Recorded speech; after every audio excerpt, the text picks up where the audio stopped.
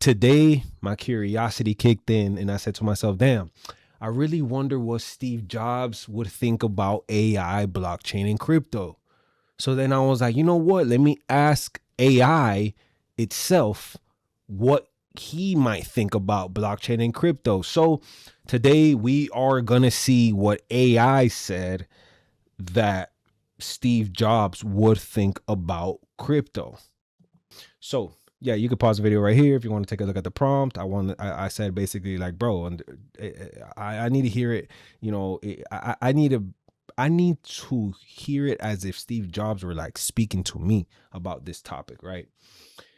And why do I like to do this, by the way? Why? Because I'm an investor in this space, and you know, when you invest in something, you need to hear it from different angles so that you can understand what's happening, what it is. Because after all, you know, I believe at least we're living through the fourth industrial revolution, and these are just some of the tools, you know, that are being that are being used, I guess, to modify the system and humanity, blockchain, AI, and crypto. But like, really, the fourth industrial revolution is space. It's what's the other one that recent? Quantum computing.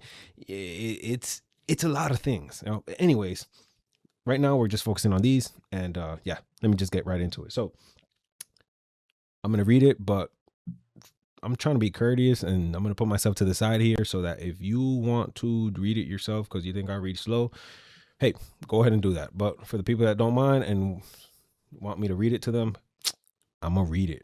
I'm going to read this thing because I thought it was pretty cool. So let me put myself right there. Boom, bam. All right. He said, or it said, you have to start from the human experience and work backward to the technology, not the other way around. And so if I were looking at blockchain, AI, and crypto today, I wouldn't describe them as technical breakthroughs first. I'd describe them as invisible layers that are finally catching up to how humans already think, create, and trust one another. For most of human history, information was heavy. It lived on stone tablets, paper, ledgers, vaults, filing cabinets. Power belonged to whoever controlled storage, duplication, and distribution. Then the computer arrived, and not as a calculator, but as a bicycle for the mind. Something that amplified human capability without demanding we understand its internals. The personal computer removed friction from thought. The internet removed friction from communication. And now, this moment, we're removing friction from trust, coordination, and intelligence itself. Blockchain at its core is not about coins. Coins are the least interesting part. Blockchain is about the truth without permission. It's a ledger that doesn't ask for authority because authority is embedded in the structure. It's history that cannot be quietly edited. It's time-stamped memory that belongs to everyone and no one. When you really understand it, you realize it's closer to invention of writing than the invention of money. Writing allowed civilizations to scale beyond memory. Blockchain allows systems to scale beyond institutions. Crypto is simply the first emotional interface people encountered with that idea. Money is personal. Money is political. Money touches fear and hope. So, of course, crypto feels chaotic. It's exposing the plumbing of a system that most were never meant to see. But underneath the volatility is something profound. Value moving at the speed of information, without borders, without intermediaries, without waiting for offices to open, just like email did to letters, just like streaming did to physical media. At first, it looks reckless, then it becomes inevitable. And AI is the most misunderstood of the three because, oh, wait, what? I'm sorry. People ask whether AI will replace humans. That's the wrong question. The real question is what happens when thinking becomes cheap? AI is not consciousness. It's not creativity. It's pattern recognition at a scale no human nervous system can sustain. It's the removal of friction from cognition itself. When we built graphical user interfaces, we didn't make people less intelligent. We made computing more humane. AI is doing the same thing for complexity. It's compressing oceans of information into moments of clarity. Now, here's where it gets interesting because these technologies don't matter alone, they matter together. Blockchain provides truth, crypto provides value, AI provides interpretation and intelligence. When you combine them, you get systems that can see, decide, verify, and execute without centralized control. That's not science fiction. That's a new operating system for civilization. Some supply chains that verify themselves, contracts that execute themselves, markets that clear in real time, identity that belongs to the individual instead of the institution, creativity that scales without losing authorship. Is that a word? Authorship? I don't know.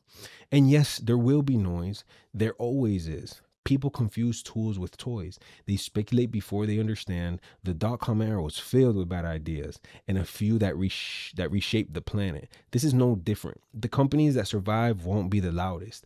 They'll be the ones obsessed with simplicity on the other side of a the companies. Oh yeah, it was companies. Okay. Yeah, they'll be the ones obsessed with simplicity on the other side of complexity. Where are we going? We're going toward a world. Ah, yeah, I did. I forgot. I asked it. What is his opinion on where we're going? So where are we going? It says we're going toward a world where technology fades into the background again, where you don't talk about blockchain anymore than you talk about TCP/ICP, where AI feels less like a machine and more like intuition with memory, where crypto isn't crypto. It's just how value moves. And the winners won't be the ones who chase every new thing. They'll be the ones who understand why these things exist at all. To empower individuals, to remove unnecessary intermediaries, and to let human creativity flow with fewer obstacles. Because at the end of the day, technology is not about silicone or code or tokens. It's about liberating human potential. And this moment right now is the one of those rare inflection points where the future quietly rearranges itself, and only later do people realize everything changed. Wow, that was deep.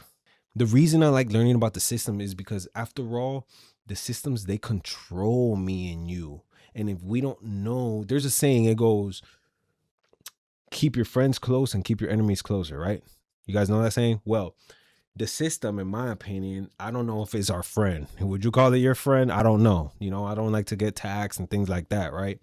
So, or heavily taxed, or anyways, we could go a whole nother direction with that. But the more you understand the system, the more you can beat it. And right now, I believe the system is switching up right up under our feet. And the better you understand what's going on, the better you can position yourself, right? Does that make sense? So that's why I like putting out this style of content. So if you appreciated it, if you liked it, if you stayed this long, all I ask is that you hit the like button. Hit the like button, hit the subscribe button. And for now, I'll see you guys on the next video. Peace.